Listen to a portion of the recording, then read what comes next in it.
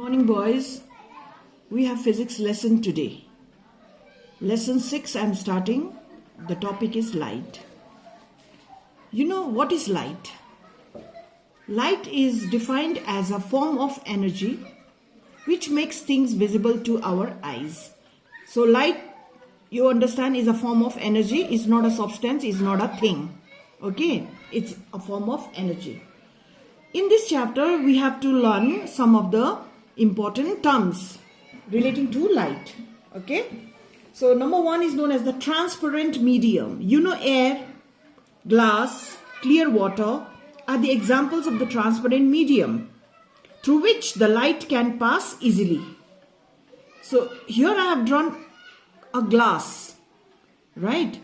Then the book is kept on the other side of the glass and we are looking at the book through the glass, and we can see this book very clearly. It is very clearly visible to our eyes because the light is passing through this transparent medium wholly. So such kind of medium called transparent medium, right? Second one is known as translucent medium. You know tracing paper? Through tracing paper also light can pass, but not wholly, not like in transparent medium, but partially, little bit only. Similarly, ground glass also, where the smoothness of the glass has been removed by grinding. That kind of glass is known as the ground glass.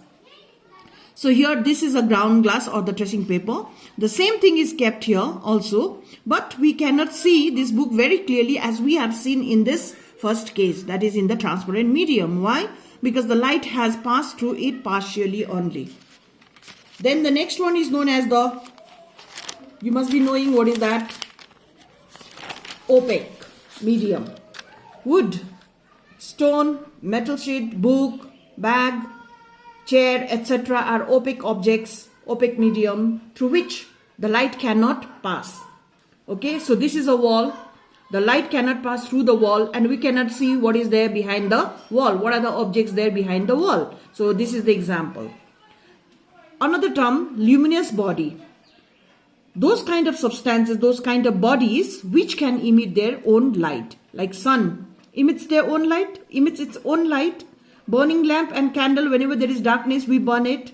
We burn the candle and the darkness is removed because they have their own light. Such kind of bodies are called luminous bodies.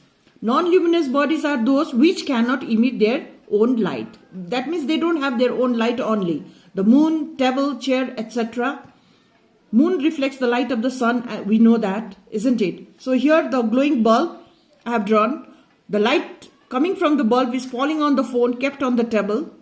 And you can see the phone, isn't it? How? Because light is falling on this, reflecting back to our eyes, we can see the things. So this is known as what?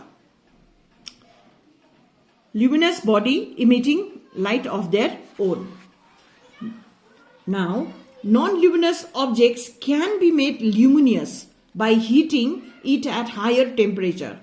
Take an iron wire, put it on the flame. What happens? The temperature rises. So at a very high temperature, what happens? The end of the wire becomes red hot. When you take it out, you can see it. It's red hot, which means that it has become luminous. Next is ray of light. This is a diagram of a ray of light. This is a path. This is a path. And this ray of light is traveling from one point to another point. It's called a ray of light. The beam of light. There are three different types of beam of light. Okay, parallel beam, convergent and divergent. What is parallel beam of light? The rays of light, right, traveling from the points and each one is parallel to each other. You look at the diagram, each ray is parallel to the next one. This kind of rays known as parallel beam. Convergent beam, the rays of the light, coming from the different sources and meeting at one point is known as convergent rays. Divergent rays, the rays of the light from a point, right, extending into different directions but in a straight line is known as divergent beam of light.